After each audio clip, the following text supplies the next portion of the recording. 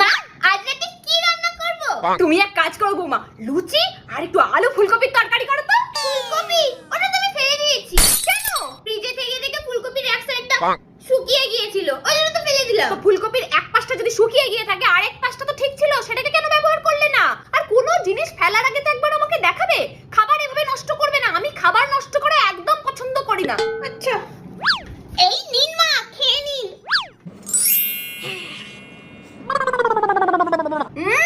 ভালো হয়েছে বৌমা। কিন্তু এত দেরি হলো কেন? আর বলবেন না, রান্নাঘরে গিয়ে দেখি তরকারিতে না ওই পাশের বাড়ির বিড়ালটা মুখ দিচ্ছে। আমি যেই তাড়া করেছি ধরপড় ধরপড় করে গিয়ে কড়াতেই পড়ে গেল। তরকারিটা ফেলে দিতে হলো। পাগল নাকি? আমি আর খাবার নষ্ট করি? আমি